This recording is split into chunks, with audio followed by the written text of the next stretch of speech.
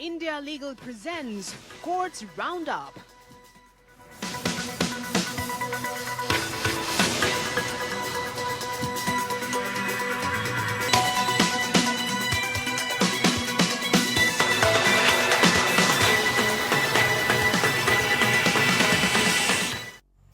नमस्कार, आप देख रहे हैं हमारी खास पेशकश कोर्ट्स राउंडअप। मैं हूं आपके साथ नेहा दुबे। इस बुलेटिन में अगले आधे घंटे हम आपको कोर्ट से जुड़ी तमाम छोटी बड़ी खबरों से करवाएंगे रूबरू।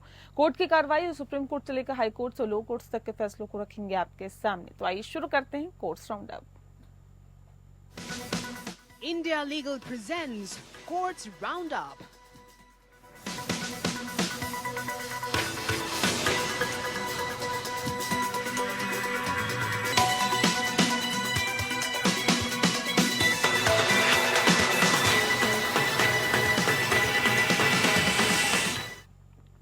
दिल्ली के मुख्यमंत्री अरविंद केजरीवाल अभी जेल में ही रहेंगे। दिल्ली हाईकोर्ट से अरविंद केजरीवाल को राहत नहीं मिली है। दिल्ली हाईकोर्ट ने केजरीवाल की नियमित जमानत पर लगी अंतरिम रोक जारी रखी है। शराब घोटाला मामले में सुनवाई करते समय हाईकोर्ट ने कहा कि निचली अदालत ने मनी लॉन्ड्रिंग केस में अरविंद केजरीवाल को जमानत देते समय अपने दिमाग का इस्तेमाल नहीं किया। हाईकोर्ट ने कहा कि अधीनस्थ अदालत के न्यायाधीश को अरविंद केजरीवाल की जमानत याचिका पर फैसला सुनाते समय प्रवर्तन निदेशालय को अपना पक्ष रखने का पर्याप्त अवसर देना चाहिए था। हाईकोर्ट ने कहा कि निचली अदालत ने धन शोधन मामले में अरविंद केजरीवाल के खिलाफ प्रवर्तन निदेशालय द्वारा पेश की गई सामग्री का उचित आंकलन नहीं किया है। हालांकि ऐसा होना नहीं चाहिए था। साथ में पीएमएलए के तहत बेल की दोहरी शर्तों पर ध्यान नहीं दिया गया है।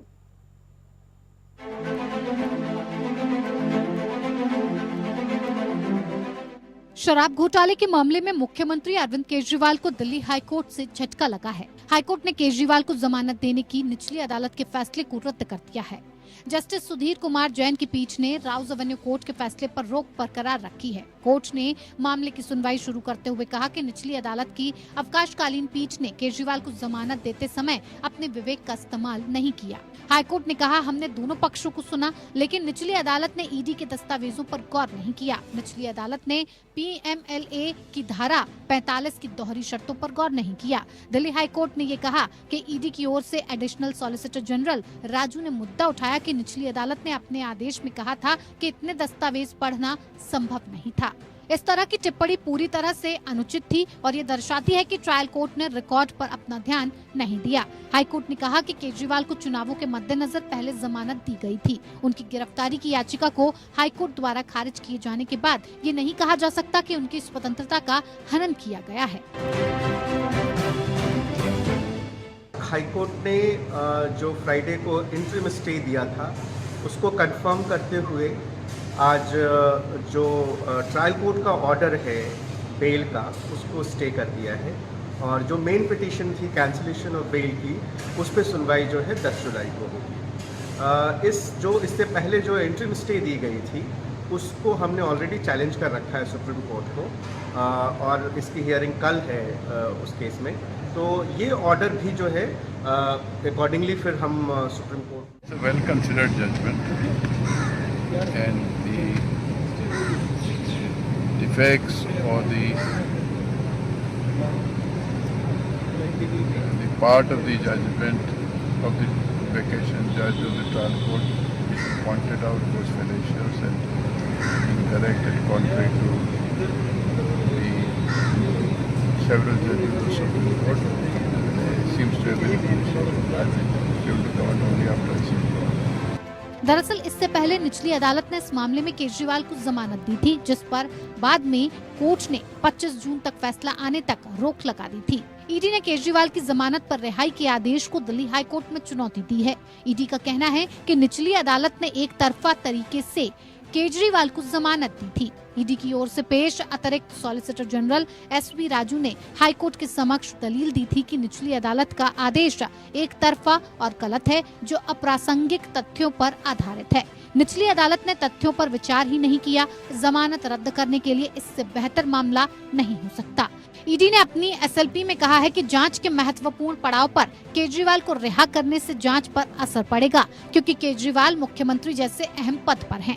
सुप्रीम कोर्ट से अरविंद केजरीवाल को 10 मई को अंतरिम जमानत मिली थी। सुप्रीम कोर्ट ने केजरीवाल को चुनाव प्रचार करने के लिए 1 जून तक की अंतरिम जमानत पर रिहा करने का आदेश दिया था।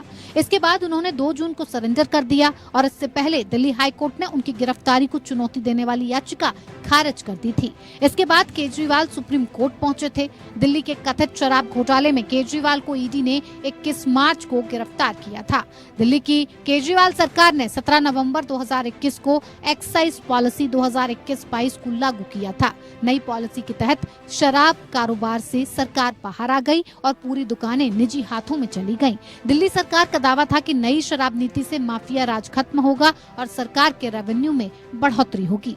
हालांकि ये नीति शुरू से ही विवादों में रही और जब बवाल ज्यादा बढ़ गया तो 28 जुलाई 2022 को सरकार ने इसे रद्द कर दिया। कथित शराब घोटाले का खुलासा 8 जुलाई 2022 को दिल्ली के तत्कालीन मुख्य सचिव नरेश कुमार की रिपोर्ट से हुआ था। इस रिपोर्ट में उन्होंने मनीष सिसोदिया समेत आम आदमी पार्टी के कई बड़े नेताओं पर गंभीर आरोप लगाए थे। दिल्ली के एलजी वीके सक्सेना ने सीबीआई जाँच की सिफारिश की थी और इसके बाद सीबीआई ने 17 अगस्त 2022 को केस दर्ज किया। इसमें पैसों की हेराफेरी का आरोप भी लगाया गया। इसीलिए मनी लॉन्ड्रिंग की जांच के लिए ईडी ने भी केस दर्ज कर लिया। मुख्य सचिव ने अपनी रिपोर्ट में मनीष सिसोदिया पर गलत तरीके से शराब नीति तैयार करने का आरोप लगाया था। मनीष सिसोदिया के पास आबकारी विभाग भी था। आरोप लगाया गया कि नई नीति के जरिए लाइसेंसधारी शराब कारोबारियों को अनुचित लाभ पहुंचाया गया। Bureau report, APN.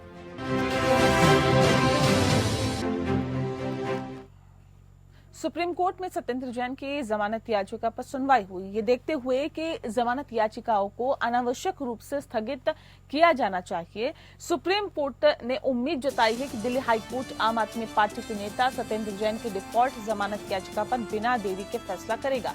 Justice Manoj Mishra और जस्टिस एसवीएन भट्टी की वेकेशन बेंच 28 मई के दिल्ली हाई कोर्ट के आदेश के खिलाफ जैन की चुनौती पर सुनवाई कर रही थी और जिसमें नोटिस जारी करते हुए उनकी डिफॉल्ट जमानत याचिका को 9 जुलाई 2024 तक के लिए स्थगित कर दिया गया।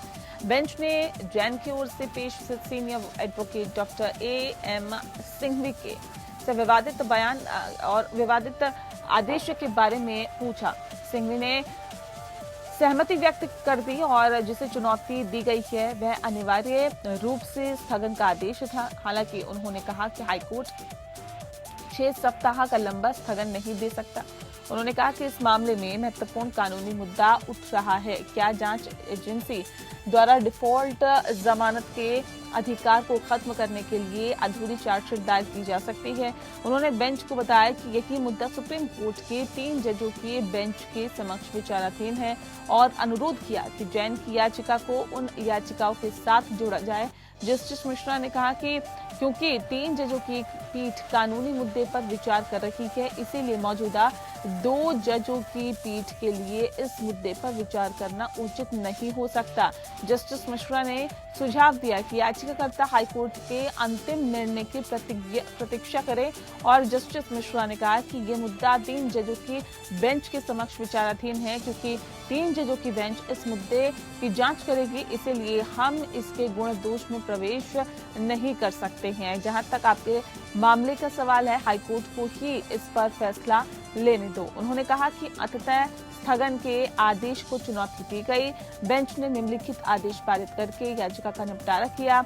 ये याचिका दिल्ली हाईकोर्ट के उस आदेश के विरुद्ध है जिसमें जमानत आवेदन की सुनवाई 9 जुलाई 2024 तक स्थगित की गई है। हालांकि हाल ही में इस साल मार्च में सुप्रीम कोर्ट ने उन्हें जमानत देने से इनकार करते हुए उनकी अंतरिम जमानत भी रद्द कर दी और उन्हें तुरंत आत्मसमर्पण करने को कहा है।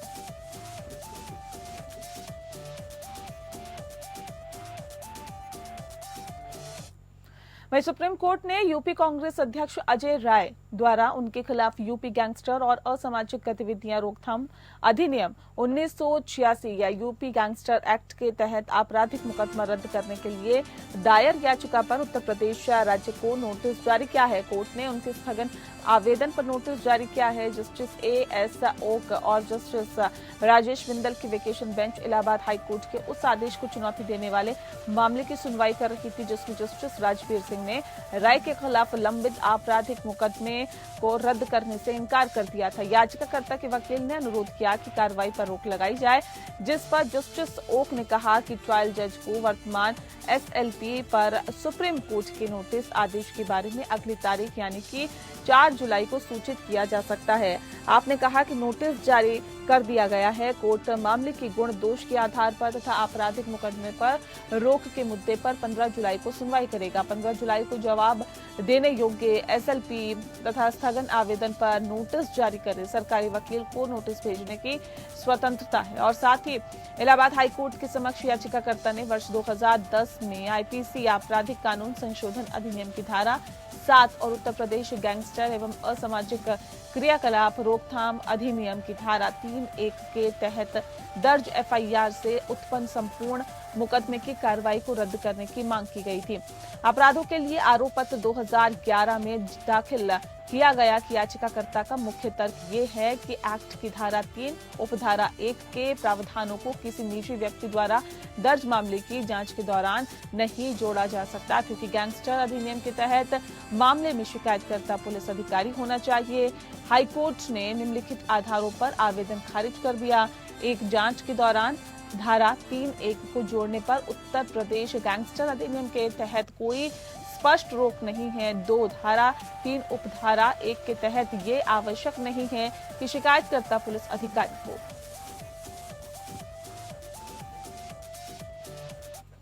एक छोटे से ब्रेक के लिए रुक रहे हैं, जल्द लौटते हैं। India Legal presents Courts Roundup.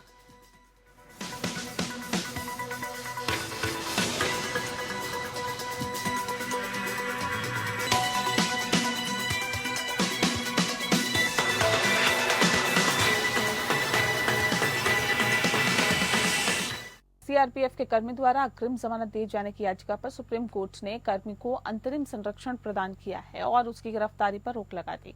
आरोपी के खिलाफ 10 साल से जांच लंबित है और याचिकाकर्ता के खिलाफ सशस्त्र बलों में सेवा में प्रवेश के लिए फर्जी मेडिकल सर्टिफिकेट का इस्तेमाल करने का आरोप है। हालांकि बाद में उसे सशस्त्र बलों से छुट्टी दे दी गई है। वह केंद्रीय रिजर्व पुलिस बल में शामिल हो गया। मामले की जांच वर्ष 2014 से लंबित है और याचिकाकर्ता को गिरफ्तार नहीं किया गया। इससे पहले याचिकाकर्ता ने अग्रिम जमानत दिए जाने के लिए झारखंड हाईकोर्ट का रुख किया, लेकिन हाईकोर्ट ने इस तथ्य पर विचार करते हुए राहत देने से इनकार किया है। याचिकाकर्ता के खिलाफ लगाए गए आरोप गंभीर प्रकृति के हैं और पूछताछ के लिए उसे हिरासत में लेने की आवश्यकता हो सकती है। हाईकोर्ट के फैसले का विरोध करते हुए याचिकाकर्ता कर्मियों ने सुप्रीम कोर्ट का दरवाजा खटखटाया। याचिकाकर्ता के वकील ने दलील दी कि याचिकाकर्ता को अग्रिम जमानत का विशेषाधिकार दिया जाना चाहिए, क्योंकि उसके खिलाफ लगाए गए झूठे आरोप हैं, क्योंकि उसका नाम FIR में नहीं है और वह मामले की जांच में सहयोग करने के लिए तैयार है। इस तथ्य को ध्यान में रखते हुए मामला पिछले करीब 10 वर्षों से जांच के दायरे में है। जस्टिस राजेश बिंदल और जस्टिस प्रसन्ना B वराले के वेकेशन बेंच ने प्रतिवादी राज्य को नोटिस जारी किया और याचिकाकर्ता को गिरफ्तारी से अंतरिम राहत प्रदान की है। न्यायालय ने कहा है कि हालांकि याचिकाकर्ता के जांच में शामिल होने के बाद और उसके खिलाफ कोई सामग्री पाए जाने पर ये न्यायालय इस बात पर विचार करेगा याचिकाकर्ता को दी गई अंतरिम सुरक्षा की पुष्टि की जाए या नहीं।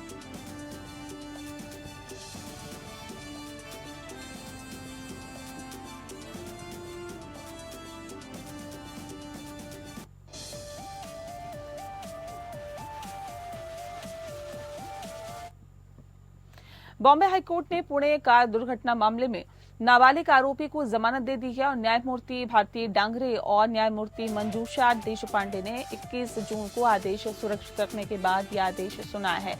यह आदेश उस समय पारित किया गया जब नाबालिग की मौसी ने उच्च न्यायालय में याचिका दायर कर आरोप लगाया कि उसे मनमाने ढंग से सुधार गृह में हिरासत में रखा गया है। पुणे का दुर्घटना मामले में नाबालिग आरोपी को बड़ी राहत देते हुए बॉम्बे हाईकोर्ट ने आज जमानत दे दी है। 19 मई को सुबह पुणे के कल्याणी नगर में एक पोर्शे कार से मोटरसाइकिल सवार 2 सॉफ्टवेयर इंजीनियर्स की मौत हो गई थी। इस कार को कथित तौर पर शराब के नशे में 17 वर्षीय एक किशोर चला रहा था।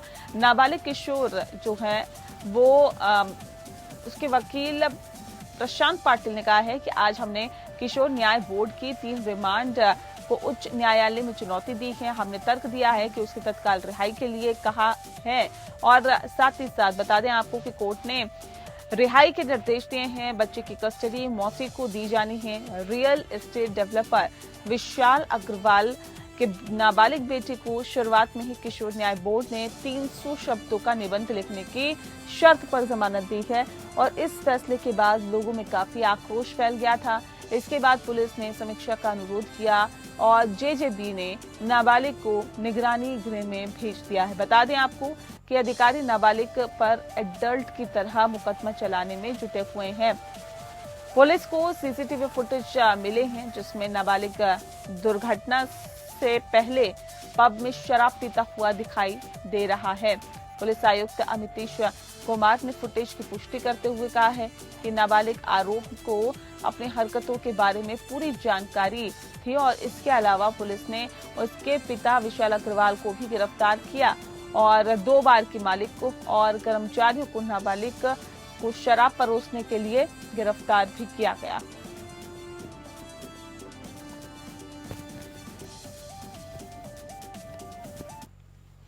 पटना हाईकोर्ट ने कहा है कि बिहार पेंशन नियम 1950 के तहत सेवानिवृत्त कर्मचारियों के खिलाफ कोई विभागीय कार्रवाई लंबित न होने के कारण सेवानिवृत्त कर्मचारियों की पेंशन और अन्य लाभ रोकना गैर कानूनी है। जस्टिस नानी तैगिया याचिकाकर्ता के मामले पर विचार कर रहे थे, जो 2020 में शिक्षा विभाग के कार्यक्रम अधिकारी के पद से सेवानिवृत्त हुए थे।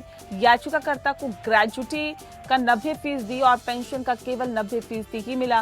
प्रतिवादियों ने शेष सेवानिवृत्त लाभ यानी कि 10% ग्रेजुटी और पेंशन रोक ली। बता दें आपको कि प्रतिवादी अधिकारियों ने दावा किया कि याचिकाकर्ता ने दिशा निर्देश का उल्लंघन करते हुए अत्यंत पिछड़े मुस्लिम समुदाय के आरक्षित पदों के खिलाफ मुस्लिम सामान्य श्रेणी के उम्मीदवारों के नाम स्वयंसेवी शिक्षकों के रूप में नियुक्त करने के लिए भेजे हैं। जवाबी हलफनामे में शिक्षा विभाग प्रतिवादी 3 ने कहा था कि वह आवश्यक फैसले होते ही याचिकाकर्ता के खिलाफ कार्रवाई करेंगे। याचिकाकर्ता ने तर्क दिया कि नियोक्ता सेवानिवृत्त कर्मचारी की ग्रेजुटी या पेंशन का 10% तभी रोक सकता है जब बिहार पेंशन नियम 1950 के नियम 43 उपधारा बी और 43 उपधारा सी के अनुसार कर्मचारियों के खिलाफ कोई विभागीय कार्रवाई लंबित हो।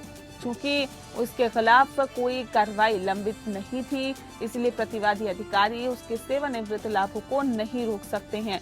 हाईकोर्ट ने पाया है कि याचिकाकर्ता के खिलाफ कार्रवाई शुरू करने के संबंध में शिक्षा विभाग के विभिन्न अधिकारियों के बीच संवाद हुआ था। हालांकि याचिकाकर्ता के खिलाफ कोई वास्तविक विभागीय कार्रवाई शुरू नहीं की गई थी। न्यायालय ने कहा है कि बिहार पेंशन नियमों के तहत प्रतिवादी अधिकारियों के पास पेंशन लाभ रोकने का अधिकार है। हालांकि चूंकि उन्होंने ये खुलासा नहीं किया याचिकाकर्ता के विरुद्ध कोई विभागीय कार्रवाई लंबित है या नहीं, इसीलिए उनके पास लाभ रोकने का अधिकार नहीं है। हाईकोर्ट ने माना है कि याचिकाकर्ता की ग्रेजुटी और पेंशन का 10% रोकना कानून के अनुसार नहीं है। इसने प्रतिवादियों को शेष 10% ग्रेजुटी और पेंशन के साथ साथ किसी भी शेष बकाया राशि का भुगतान करने का निर्देश दिया।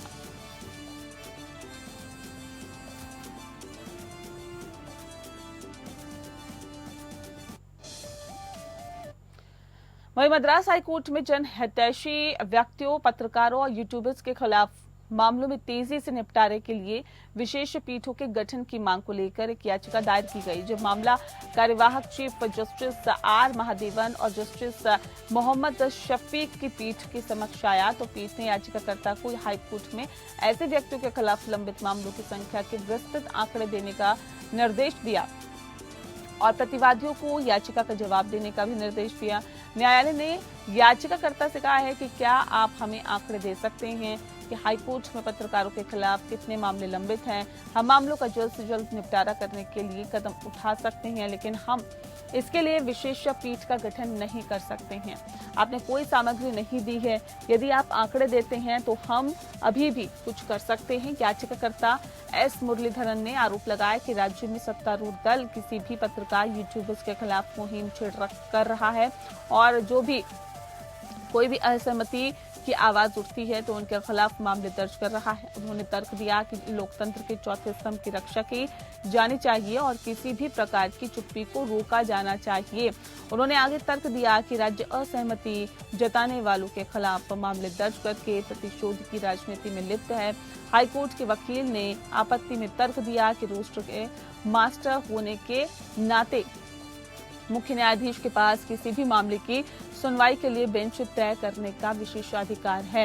उन्होंने कहा कि वर्तमान मामले में रजिस्ट्रार जनरल को प्रतिवादी बनाया गया, जो केवल प्रशासन का प्रमुख और रोस्टर तय करने में उसकी कोई भूमिका नहीं है। बता दें आपको कि सुनवाई के बाद न्यायालय ने कहा कि मामले को उचित आदेश के लिए मुख्य न्यायाधीश के समक्ष रखने के लिए प्रार्थना में बदलाव किया जा सकता है। उसने इस बात पर जोर दिया कि याचिकाकर्ता ने हाईकोर्ट के समक्ष पत्रकारों के खिलाफ लंबित मामलों का सांख्यिकीय विवरण नहीं दिया है।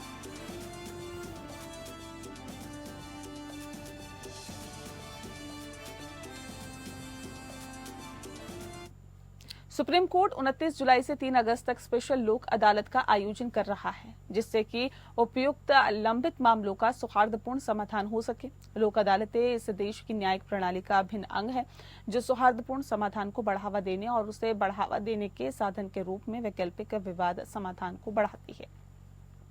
स्पेशल लोक अदालत का आयोजन सुप्रीम कोर्ट की स्थापना के 75वें वर्ष में किया जा रहा है। कोर्ट ने कहा है कि आगामी लोक अदालत का आयोजन समाज के सभी वर्गों के लिए सुलभ कुशल न्याय प्रदान करने की प्रतिबद्धता के अनुरूप है। वैवाहिक और संपत्ति विवाद, मोटर दुर्घटना दावे, भूमि अधिग्रहण, मुआवजा, सेवा और श्रम से संबंधित मामलों सहित निपटान के तत्व वाले मामले जो सुप्रीम कोर्ट के समक्ष लंबित हैं, उन्हें शीघ्र निपटान की सुविधा के लिए लिया जाएगा। भारत के मुख्य न्यायाधीश डी वाई चंद्रचूड़ ने सुप्रीम कोर्ट में आयोजित की जा रही विशेष लोक अदालत के बारे में संदेश दिया। सीजेआई ने कहा कि सुप्रीम कोर्ट में मामलों की संख्या को देखते हुए इस लोक अदालत का आयोजन किया गया है, जो कि इन लोक अदालतों में निपटाए जा सकते हैं। उनके वकील जो पक्षकार आगे आने चाहिए और इसके जरिए अपने मामलों का निस्तारण कराया जाना चाहिए। 29 जुलाई से 3 अगस्त तक भारत के सर्वोच्च न्यायालय ने लोक अदालत का आयोजन किया है। इस साल सर्वोच्च न्यायालय अपने 75वें वर्ष की वर्षगांठ पर इस स्पेशल लोक अदालत का आयोजन करते हुए ये ध्यान में हमने रखा है कि सुप्रीम कोर्ट में काफ़ी मामले नागरिकों के लंबित हैं और मैं आप सब से गुजारिश करता हूं, लिटिगेंट से गुजारिश करता हूं, वकीलों से, एडवोकेट्स ऑन रिकॉर्ड से कि इस लोक अदालत में आप हिस्सा लें, ताकि ये सारे जो मामले हैं इनमें जहां हम कर सकें इनका हम निवारण कर लें और शीघ्र लोगों को न्याय पहुंचाएं। और इसी के साथ कोर्ट्स राउंड अप में फिलहाल के लिए इतना ही। नमस्कार। India Legal presents Courts Roundup.